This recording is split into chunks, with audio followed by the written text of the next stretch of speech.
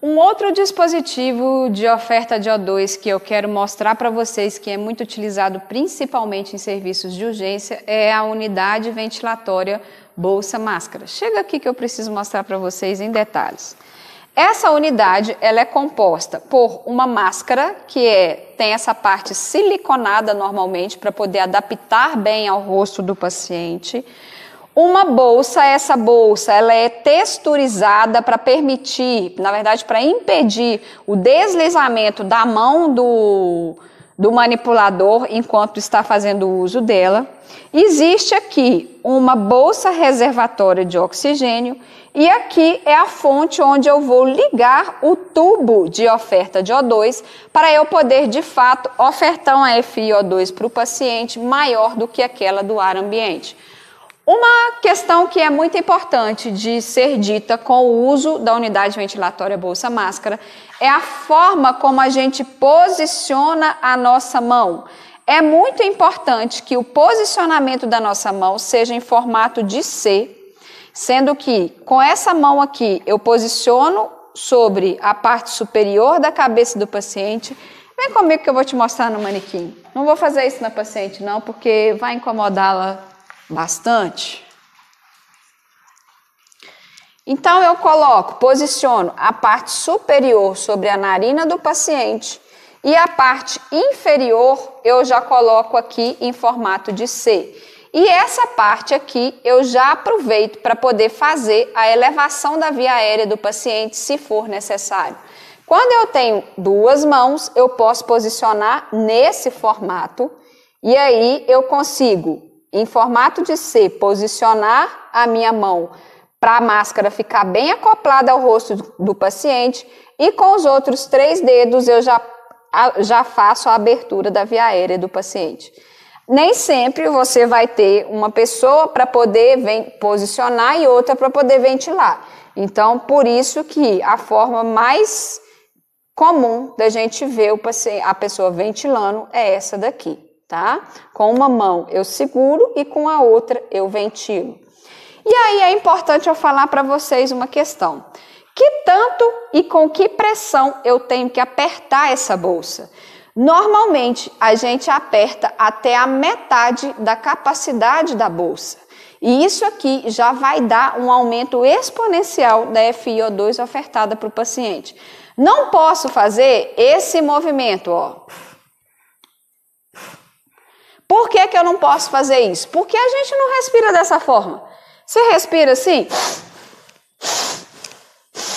Não. Então, por que você não pode fazer isso aqui? Quando você faz um aumento de uma pressão muito grande, isso pode causar traumas na via aérea respiratória do paciente. Então, não há necessidade alguma de você ventilar um paciente com força e nem com uma frequência muito acima do que aquela que é a frequência respiratória comum do paciente, tá? A unidade ventilatória bolsa-máscara ela é muito utilizada em serviços de urgência quando a gente está ventilando um paciente, por exemplo, em insuficiência respiratória. Ela também pode ser usada, e vocês vão aprender isso com o professor Pedro em aulas mais adiante, para poder ventilar o paciente que está com tubo orotraqueal. Nesse caso, é só fazer a retirada da máscara e conectar essa extremidade ao tubo ou a traqueostomia do paciente e fazer a ventilação do mesmo como se fosse usando o mesmo processo e as mesmas técnicas que eu já disse para vocês. Essas foram as máscaras faciais e esses foram os dispositivos de oferta de O2 que vocês mais comumente vão ver na prática clínica. Existem outras máscaras que a gente não tem aqui para mostrar para vocês, mas por exemplo, a máscara com reinalação parcial, a máscara não reinalante, que nós vamos tratar delas mais especificamente na aula de hoje à tarde. Antes de finalizarmos essa aula, eu quero chamar a atenção de vocês para uma coisa muito importante. Às vezes pode acontecer com todas essas intervenções que a gente fez, ao invés do paciente ter melhora do padrão respiratório, melhora da troca de gases, eu ter um resultado que não é o resultado que eu esperaria. E aí a primeira coisa que vocês têm que fazer diante disso Se o paciente está em uso de oxigenoterapia, a primeira coisa é conferir todo o sistema. Primeiro, o fluxo está funcionando adequadamente? Está regulado de acordo com a prescrição? Os tubos, as conexões estão todas livres de dobras ou de pressão que esteja impedindo a chegada do O2 até o dispositivo? O dispositivo está posicionado de forma adequada? Está certo no lugar certo, da forma certa? Tudo isso é extremamente importante de ser avaliado antes de eu pensar que o paciente realmente evoluiu para uma piora do quadro clínico dele.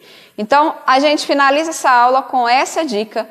Sempre que um paciente tiver uma resposta não compatível com aquilo que você esperava para uma intervenção de oxigenoterapia, confira todo o sistema antes de chamar o médico, antes de falar, de registrar que ele teve essa piora no quadro clínico.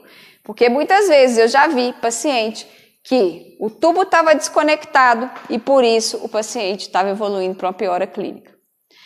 Essa foi a nossa aula sobre dispositivos de oferta de O2 e eu tenho certeza que se você voltar em todas as aulas, desde a primeira, vocês vão estar prontos para poder fazer uma intervenção num paciente com padrão respiratório ineficaz ou com troca de gases prejudicado.